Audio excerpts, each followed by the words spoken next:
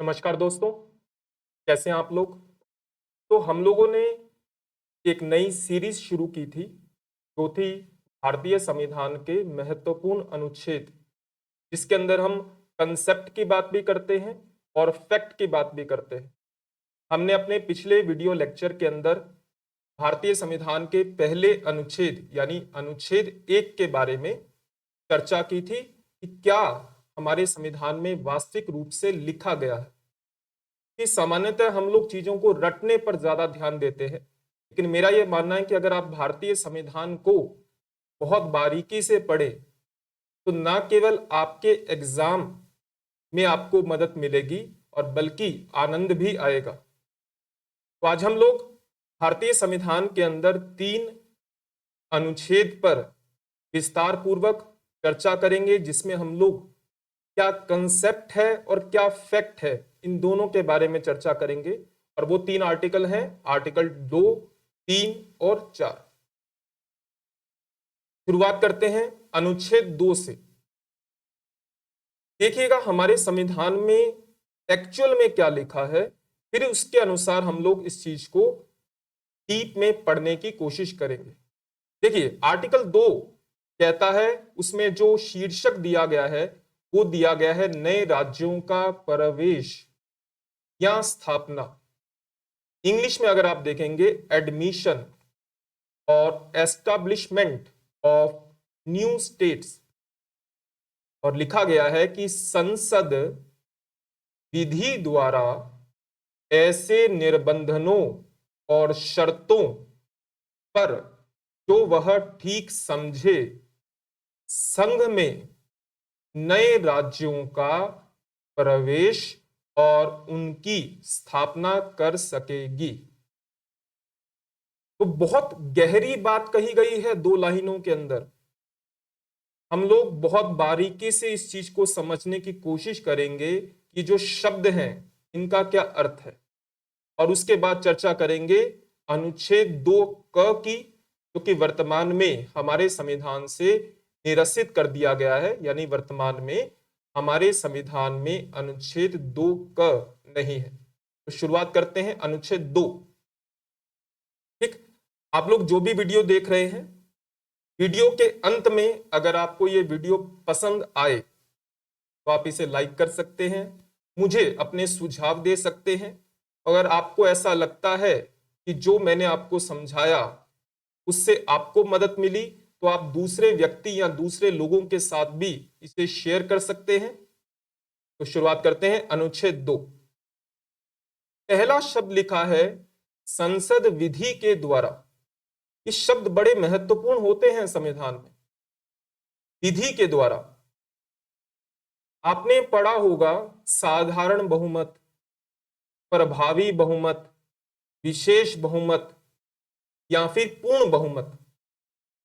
हमारे संविधान में कहीं भी साधारण बहुमत जैसे शब्दों का उल्लेख नहीं मिलता, लेकिन इसके बावजूद भी हमारी संसद अपने अधिकांश कार्य सिंपल मेजॉरिटी, जिसे हम वर्किंग मेजॉरिटी कहते हैं, उससे करती है।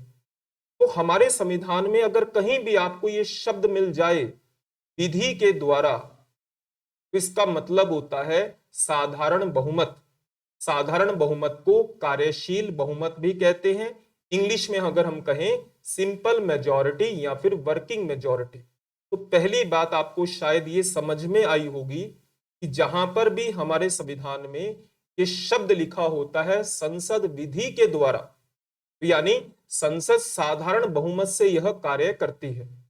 दूसरी बात, आर्टिकल 2 में कहा गया था कि संसद विधि के द्वारा निर्बंधनों और शर्तों के अधीन, यानी जो भी वह ठीक समझे, जो भी पार्लियामेंट के द्वारा समय समय पर कुछ निर्बंधन यानी रिस्ट्रिक्शन या कुछ शर्तों को तय किया जाता है, उनके अधीन रहते हुए 2 चीजें कर सकती है। पहला, संघ में नए राज्यों का प्रवेश यानी एंट्री देना, और या फिर उनकी स्थापना। अब ये संघ क्या है? मैंने आपको अनुच्छेद 1 में बताया था कि भारत के राज्य क्षेत्र और भारतीय संघ या भारत के संघ में क्या अंतर है, यानी difference between territory of India and union of India. यहां पर मैं आपको दोबारा से नहीं बताऊंगा, डिस्क्रिप्शन में भी उसका लिंक दिया है अनुच्छेद 1 का, अगर आप उस चीज को पढ़ना या समझना चाहते हैं तो आप देख सकते हैं। तो संघ में नए राज्यों का प्रवेश, नए राज्यों के प्रवेश का मतलब है कि ऐसा कोई भी क्षेत्र जो भारत में पहले से स्थापित है, राज्य नहीं है लेकिन भारत के राज्य क्षेत्र का हिस्सा है। भारत के राज्य क्षेत्र में 3 चीजें आती हैं, पहला आते हैं राज्य, दूसरे आते हैं संघ राज्य क्षेत्र जिन्हें हम लोग केंद्र प्रशासित प्रदेश भी कहते हैं, और तीसरे आते हैं अर्जित क्षेत्र। और यहां पर कहा गया है नए राज्यों का प्रवेश, अर्थात जो राज्य नहीं है लेकिन भारत के राज्य क्षेत्र का हिस्सा है। तो बचे 2, यूनियन टेरिटरी और एक्वायर्ड एरिया, अर्थात वह जो भारत के राज्य क्षेत्र का हिस्सा है लेकिन राज्य नहीं है, उसे राज्य के रूप में प्रवेश करवा सकती है, एंट्री दे सकती है। निर्माण अलग चीज होती है, स्थापना अलग चीज होती है और प्रवेश अलग चीज होता है। इन तीनों के बीच में मूलभूत अंतर है और यही कंसेप्ट है।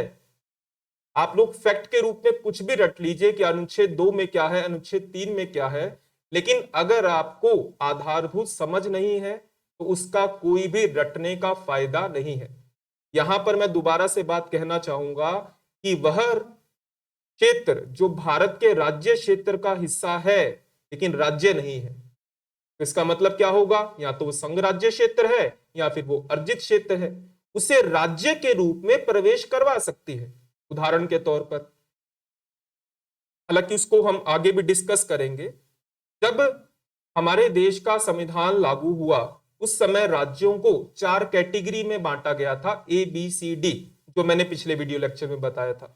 1956 में सरकार ने राज्य पुनर्गठन आयोग यानी फजल अली आयोग की सिफारिश पर वो जो 4 राज्यों वाला क्लासिफिकेशन था उसको समाप्त कर 2 कैटेगरी बनाई, स्टेट एंड यूनियन टेरिटरी। ये आपको पता है, और वर्तमान में उसी चीज को हम लोग अवर्तमान में फॉलो कर रहे हैं। 1956 में भारत में राज्यों की संख्या 14 थी और भारत में संघ राज्य क्षेत्रों की संख्या 6 थी। वर्तमान में भारत में राज्यों की संख्या 28 है और संघ राज्य क्षेत्रों की संख्या 8 है। और मैं आपको यह बताऊं, हालांकि वो हम लोग आने वाली स्लाइड में देखेंगे, कि जो हिमाचल प्रदेश है पहले वो राज्य नहीं हुआ करता था, वो क्या हुआ करता था, संघ राज्य क्षेत्र। मणिपुर, त्रिपुरा, मिजोरम, अरुणाचल प्रदेश, ये सभी पहले राज्य नहीं हुआ करते थे, ये क्या हुआ करते थे, यूनियन टेरिटरी। हमने इन यूनियन टेरिटरीज को क्या किया, क्या राज्यों के रूप में निर्माण किया? नहीं, हमने संघ राज्य क्षेत्र, ये जो हिमाचल प्रदेश, मणिपुर, त्रिपुरा, मिजोरम, अरुणाचल प्रदेश, इन्हें राज्यों के रूप में भारतीय संघ में एंट्री करवाई। आप इसे ये नहीं कहेंगे कि हिमाचल प्रदेश का निर्माण किया, मणिपुर का निर्माण किया, ऐसा नहीं है। ये पहले से संघ राज्य क्षेत्र थे, हमने इसे राज्यों के रूप में भारतीय संघ में एंट्री करवाई। और इस चीज को हमेशा अपने दिमाग में स्पष्ट रखिएगा कि भारत के राज्य क्षेत्र और भारतीय संघ में क्या अंतर है, पिछले वीडियो में देखिएगा।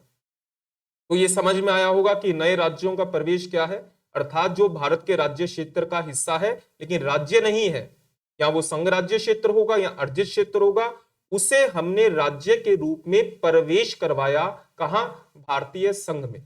दूसरी बात, दूसरा शब्द है उनकी स्थापना, निर्माण नहीं है ये। इस चीज को समझिएगा कि अनुच्छेद 2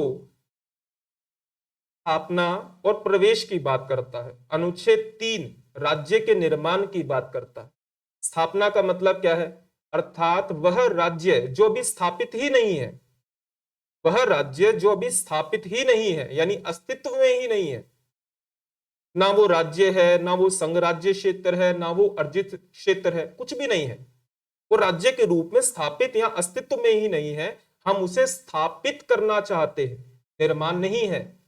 एक राज्य से दूसरे राज्य का निर्माण होता है, यहां पर वह राज्य अस्तित्व में ही नहीं है, किसी दूसरे राज्य से राज्य का निर्माण नहीं हो रहा, बल्कि किसी नए क्षेत्र को राज्य के रूप में स्थापित किया जा रहा है। और इसका एक अच्छा उदाहरण हो सकता है सिक्किम। हालांकि हम इसे सटीक उदाहरण नहीं मान सकते, लेकिन सिक्किम भारत के राज्य क्षेत्र का हिस्सा नहीं था, ना ही वो राज्य था, ना ही वो यूनियन टेरिटरी था, ना ही वो एक्वायर्ड एरिया था। हमने उसे राज्य के रूप में स्थापित किया। हालांकि सिक्किम को स्थापित करने की प्रक्रिया इतनी आसान नहीं थी, लेकिन उसके बावजूद हमने एक संशोधन के माध्यम से, उस संशोधन का नाम था 35वां संविधान संशोधन अधिनियम 1974, सिक्किम को सहयोगी राज्य के रूप में शामिल किया।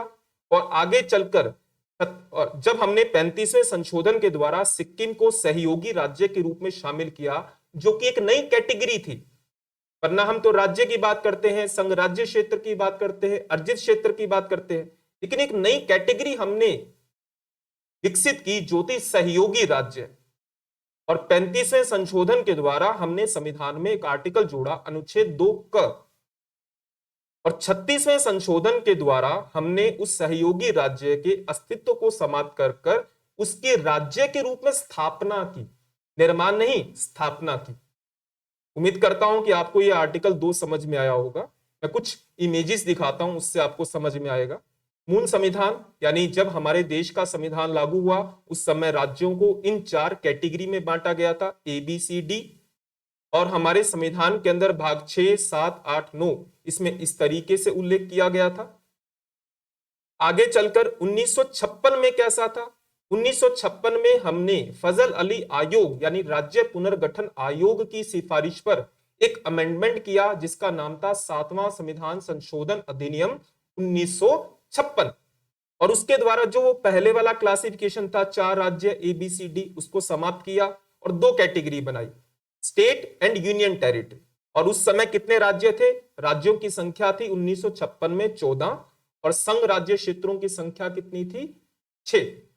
हालांकि याद रखिएगा कि राज्य पुनर्गठन आयोग यानी फजल अली आयोग ने 16 राज्य और 3 यूनियन टेरिटरी को बनाने की सिफारिश की थी, लेकिन हमने बनाए कितने?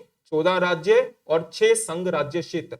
और यहां पर अगर आप देख रहे होंगे कि संघ राज्य क्षेत्र में आपको हिमाचल नजर आ रहा है, मणिपुर नजर आ रहा है, त्रिपुरा नजर आ रहा है, लेकिन वर्तमान में क्या है? वो राज्य। तो हमने क्या किया? इन संघ राज्य क्षेत्रों को राज्य के रूप में प्रवेश करवाया था, निर्माण नहीं किया, प्रवेश करवाया था।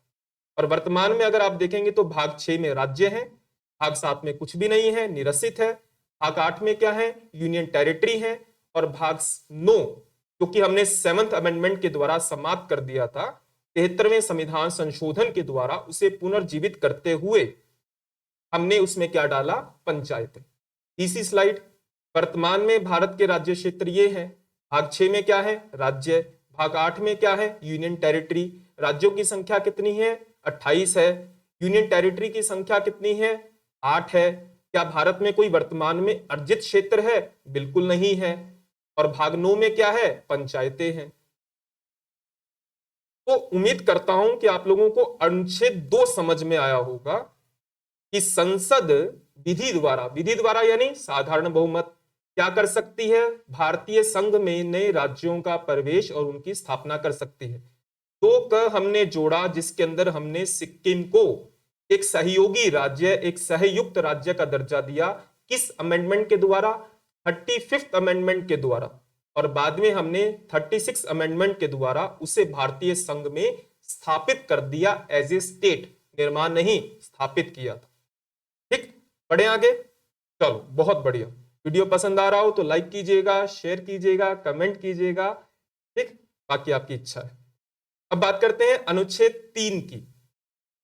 कंसेप्ट और फैक्ट दोनों चीजें समझ में आएंगी तो चीजें लंबे समय तक याद रहेंगी और आनंद भी आएगा, क्योंकि आनंद ही सब कुछ है। हम अपनी 5 इंद्रियों के सुख के लिए जगह जगह भटकते हैं, तो ये भी एक प्रकार का सुख है कि जब हमें ज्ञान प्राप्त होता है। चलो, अनुच्छेद 3 की बात करते हैं। अनुच्छेद 3 के अंदर कुछ इस तरीके से लिखा गया, ध्यान दीजिए क्या लिखा है कि नए राज्यों का निर्माण स्थापना नहीं है, प्रवेश नहीं है, निर्माण यानी फॉर्मेशन ऑफ न्यू स्टेट। वर्तमान में जो राज्य हैं उनके क्षेत्रों में, उनके सीमाओं में और उनके नामों में परिवर्तन यानी formation of new states, alteration of area boundaries और नेम ऑफ एग्जिस्टिंग स्टेट्स। जो पहले से कोई राज्य है उसके नाम में परिवर्तन करना है, उसके क्षेत्र में परिवर्तन करना है, उसकी सीमा में परिवर्तन करना है, या फिर किसी नए राज्य का निर्माण करना है। ये अथॉरिटी किसके पास है? संसद विधि द्वारा। अब आपको ये थोड़ा बहुत समझ में आया होगा, पिछले आर्टिकल में हमने बात की थी विधि द्वारा। हमारे संविधान में अगर आपको कहीं भी ये शब्द मिल जाए विधि द्वारा, तो तुरंत दिमाग के अंदर क्या आना चाहिए? साधारण बहुमत, सिंपल मेजॉरिटी, कोई कंफ्यूजन नहीं रहना चाहिए। तो संसद विधि के द्वारा क्या क्या कर सकती है? किसी राज्य में उसके राज्य क्षेत्र को अलग करके दो या दो से अधिक राज्यों या राज्य के भागों को मिलाकर, या किसी राज्य क्षेत्र को किसी राज्य के भाग से मिलाकर एक स्टेट का फॉर्मेशन कर सकती है, या फिर किसी राज्य के क्षेत्र को बढ़ा सकती है, किसी राज्य के क्षेत्र को घटा सकती है, किसी राज्य की सीमाओं में परिवर्तन कर सकती है, किसी राज्य के नाम में परिवर्तन कर सकती है। और यहां पर समझने वाली बात क्या है? हम कहते हैं कि भारत राज्यों का संघ है, हम कहते हैं कि भारत में सशक्त केंद्र वाली संघीय व्यवस्था है, हम कहते हैं कि भारत में केंद्र और राज्यों के बीच में शक्तियों का विभाजन है, लेकिन राज्यों की तुलना में केंद्र सरकार के पास ज्यादा शक्तियां हैं। तो अनुच्छेद 2 में किसी राज्य के प्रवेश और स्थापना करने की शक्ति किसके पास है? संसद के पास है, यानी केंद्र के पास है। किसी राज्य के निर्माण करने की शक्ति, नए राज्य के स्थापना, क्षेत्र में परिवर्तन, सीमा में परिवर्तन, यहां तक कि किसी राज्य के नाम में भी परिवर्तन करने की शक्ति किसके पास है? हमारी संसद के पास है, पार्लियामेंट के पास है, और वो भी सिंपल मेजॉरिटी से। तो यहां पर ये अनुच्छेद 2 और 3 क्या दर्शा रहे हैं? कि राज्यों की तुलना में केंद्र सरकार का पलड़ा भारी है, यानी सशक्त केंद्र वाली संघीय व्यवस्था है। अनुच्छेद 3 में केवल इतना नहीं लिखा है, यह भी लिखा है। यहां पर अब चीजों को थोड़ा सा और डिटेल से समझिएगा। इसमें परंतु करके लिखा है। यह परंतु पहले हमारे संविधान में नहीं था। पहले हमारे संविधान में मात्र इतना ही लिखा था, अनुच्छेद 3 केवल इतना लिखा था।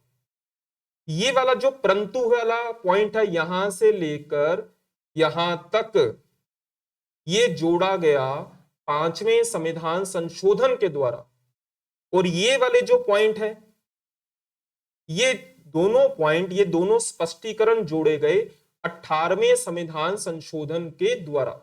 इसका मतलब याद रखिएगा कि अनुच्छेद 3 में 2 बार अमेंडमेंट हुआ है, एक बार 5वें संशोधन के द्वारा, एक बार 18वें संशोधन के द्वारा।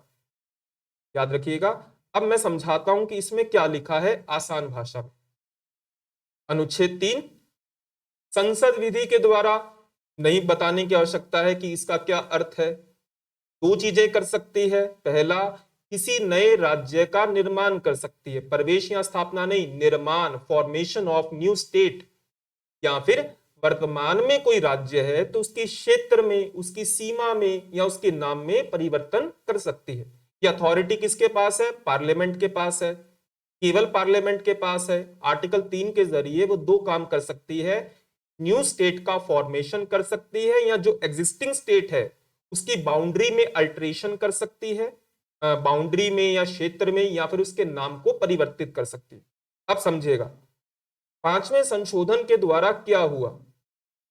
देखिए, आप जानते होंगे कि अभी ये जो विधि द्वारा, यानी साधारण बहुमत, साधारण विधेयक, साधारण विधेयक संसद के किसी भी सदन में लाया जा सकता है। लोकसभा में भी लाया जा सकता है, राज्यसभा में भी लाया जा सकता है। दोनों सदनों से पास हो जाएगा, फिर कहां जाएगा? भारत के राष्ट्रपति के पास। भारत के राष्ट्रपति उस बिल को जब हस्ताक्षर कर देंगे, अनुमति दे देंगे, तो वो बिल क्या बन जाएगा? एक्ट बन जाएगा, अधिनियम बन जाएगा। तो 5वें संशोधन के द्वारा यह प्रावधान किया गया कि अनुच्छेद 3 के तहत, 2 की बात नहीं हो रही है, आर्टिकल 3 के तहत जब भी पार्लियामेंट किसी नए राज्य का निर्माण करती है या किसी वर्तमान में जो राज्य है उसके क्षेत्र, सीमा या नाम में परिवर्तन करती है, तो ऐसा बिल संसद में लाने से पहले राष्ट्रपति से अनुमति ली जाएगी, राष्ट्रपति से परमिशन। पहले राष्ट्रपति परमिशन देगा, तब संसद के किसी भी सदन में पेश होगा। संसद के दोनों सदनों के पेश और पास होने के बाद फिर कहां जाएगा, वापस राष्ट्रपति के पास जाएगा। एक शर्त रखी गई कि अनुच्छेद 3 के तहत अगर पार्लियामेंट कोई भी बिल लाती है आर्टिकल 3 के रेफरेंस में, तो उसके लिए पहले राष्ट्रपति से अनुमति ली जाएगी। ये प्रावधान किस अमेंडमेंट के द्वारा जोड़ा गया, ये सवाल महत्वपूर्ण है। 5th अमेंडमेंट के द्वारा 1955। इसके साथ एक प्रावधान और जोड़ा गया 5वें ही संशोधन के द्वारा, अर्थात जब राष्ट्रपति ने पूर्वानुमति दे दी, उसके बाद वो पार्लियामेंट में पेश हो गया है, पार्लियामेंट में डिस्कशन होगा, वोटिंग होगी, पास होकर फिर राष्ट्रपति के पास जाएगा। लेकिन जैसे ही राष्ट्रपति ने अनुमति ली, पूर्वानुमति, उसके बाद राष्ट्रपति उस बिल को उस राज्य की विधानमंडल में भेजेगा जिसका प्रभाव पड़ रहा है, जिस पर प्रभाव पड़ रहा है। अगर मान लीजिए कि उड़ीसा का नाम परिवर्तित हो रहा है या फिर मध्य प्रदेश का नाम मध्य भारत किया जा रहा है, तो मध्य प्रदेश की विधानमंडल में भेजा जाएगा एक निर्धारित समय में उसकी राय लेने के लिए। ये दोनों ही प्रावधान 5th अमेंडमेंट के द्वारा जोड़े गए। याद रखिएगा, राष्ट्रपति की पूर्वानुमति से ही अनुच्छेद 3 से संबंधित विधेयक पार्लियामेंट में लाया जाता है। राष्ट्रपति उस विधेयक को संबंधित राज्य विधानमंडल में भेजता है जहां पर इफेक्ट पड़ेगा एक निर्धारित समय के लिए, राय जानने के लिए। लेकिन वो राय बाध्यकारी नहीं होती, हाँ तो हाँ, ना तो ना, ऐसा। और इसी के साथ इसी आर्टिकल 3 में एक और संशोधन हुआ, 18वां संविधान संशोधन अधिनियम। उसके द्वारा क्या कहा गया कि जो ये राज्य के निर्माण की प्रक्रिया है, यही प्रक्रिया संघ राज्य क्षेत्र के निर्माण पर भी लागू होगी। यानी अगर हम किसी नए संघ राज्य क्षेत्र का निर्माण करते हैं तो उसके लिए भी हम आर्टिकल 3 में दी गई ही प्रक्रिया को फॉलो करेंगे। ये मुद्दा कब उठा था, जब पंजाब और हरियाणा का विभाजन हुआ। और जब पंजाब और हरियाणा का मतलब पंजाब से हरियाणा बना, तो पंजाब से एक नया संघ राज्य क्षेत्र बना था चंडीगढ़, क्योंकि पंजाब और हरियाणा की संयुक्त रूप से राजधानी है। तो उस समय यह प्रावधान जोड़ा गया कि एक राज्य से दूसरे राज्य का निर्माण भी हो सकता है और इसके साथ साथ किसी संघ राज्य क्षेत्र का निर्माण भी हो सकता है, और उसके लिए भी वही प्रक्रिया को लागू किया जाएगा जो एक राज्य से दूसरे राज्य के निर्माण में। और अब विशेष बात क्या है, विशेष बात यह है कि अगर कभी भी किसी संघ राज्य क्षेत्र का निर्माण होता है, एक से मान लीजिए कि दिल्ली को काटकर 2 संघ राज्य क्षेत्र बनाए जाए, एक राज्य से संघ राज्य क्षेत्र बनाया जाए या फिर एक संघ राज्य क्षेत्र से दूसरा संघ राज्य क्षेत्र बनाया जाए, प्रक्रिया आर्टिकल 3 की है, लेकिन इसके ऊपर 5वें संशोधन की वो जो दोनों शर्तें हैं वो लागू नहीं होंगी। अर्थात ऐसा बिल राष्ट्रपति की पूर्वानुमति से आना बाध्यकारी नहीं है, और ऐसे विधेयक को उस विधानमंडल में, उस राज्य या संघ राज्य क्षेत्र की विधानमंडल में सिर्फ सलाह लेने के लिए भी भेजना बाध्यकारी नहीं है। ये याद रखिएगा आर्टिकल 3 में। ठीक, यही चीजें थी जो कि ये जो परंतु वाला है ये 5th अमेंडमेंट के द्वारा जोड़ा गया, और ये जो स्पष्टीकरण 2 हैं ये 18वें संशोधन के द्वारा जोड़े गए। चलो, अनुच्छेद और 2 और 3 समझ में आया। अनुच्छेद 2 के द्वारा संसद विधि के द्वारा क्या कर सकती है, भारतीय संघ में नए राज्यों का प्रवेश और स्थापना। अनुच्छेद 3 के जरिए क्या कर सकती है, संसद साधारण बहुमत यानी विधि के द्वारा नए राज्यों का निर्माण या वर्तमान राज्य के क्षेत्रों, सीमाओं या नामों में परिवर्तन। समझ में आया आर्टिकल 2, आर्टिकल 3। अब है आर्टिकल 4। इसको लेकर बड़ा कंफ्यूजन रहता है, तो आज उस कंफ्यूजन को दूर करते हैं। अनुच्छेद 4 में कुछ इस तरीके से लिखा गया, हम लोग हमेशा कहते हैं कि अनुच्छेद 2, 3 या किसी नए राज्य का निर्माण होता है तो हम उसे संविधान संशोधन नहीं मानेंगे, लेकिन हम लिखा होता है 35वां संविधान संशोधन अधिनियम, 36वां संविधान संशोधन अधिनियम, लेकिन आर्टिकल 4 कहता है कि हम उसे संविधान संशोधन नहीं मानेंगे। इसका मतलब क्या है, इस चीज को समझने की कोशिश कीजिएगा। अगर आपने थोड़ा बहुत कभी पढ़ा है कि संविधान में संशोधन करने के 3 तरीके बताए जाते हैं, एक साधारण बहुमत से, दूसरा विशेष बहुमत से, तीसरा विशेष बहुमत और कम से कम आधे राज्यों के विधानमंडल के समर्थन से। यानी कुल मिलाकर संविधान में संशोधन करने के 2 तरीके, एक सिंपल मेजॉरिटी से, एक आर्टिकल 368 के प्रोसेस से। 368 में जो प्रक्रिया दी गई है संशोधन करने की प्रक्रिया।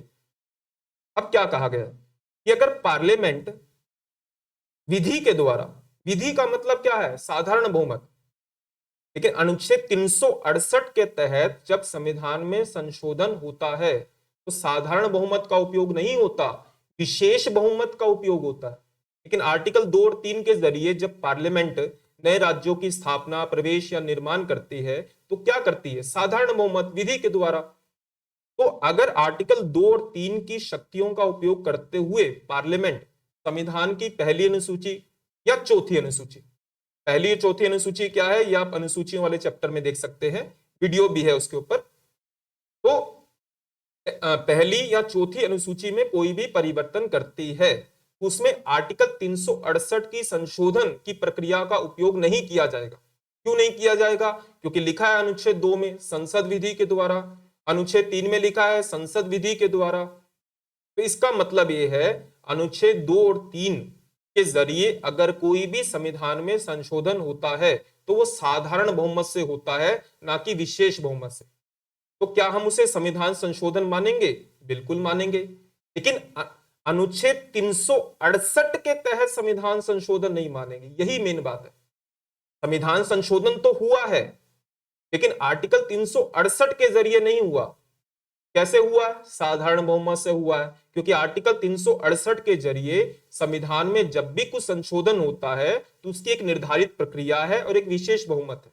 तो संशोधन तो है लेकिन वो सिंपल मेजॉरिटी का है, और आर्टिकल 4 में लिखा है कि हम उसे अनुच्छेद 368 के तहत संविधान संशोधन नहीं मानेंगे। दूसरा पॉइंट अगर आप देखना चाहें तो देखिएगा, पूर्वोक्त प्रकार की कोई विधि अनुच्छेद 368 के प्रयोजनों के लिए इस संविधान का संशोधन नहीं समझी जाएगी। ठीक, उम्मीद करता हूं कि आप लोगों को थोड़ा बहुत समझ में आया होगा। अब केवल रटना नहीं है, चीजों को समझना भी है। समझकर जब हम चीजों को याद करते हैं तो आनंद भी आता है और एग्जाम में दिक्कत भी नहीं होती। अगर आपको ये वीडियो पसंद आई हो तो आप इसे लाइक कर सकते हैं, कमेंट कर आप मुझे अपना सुझाव दे सकते हैं, शेयर कर सकते हैं, और अगर आपने चैनल को सब्सक्राइब नहीं किया है तो करना चाहें तो वो भी कर सकते हैं। ठीक, थैंक यू।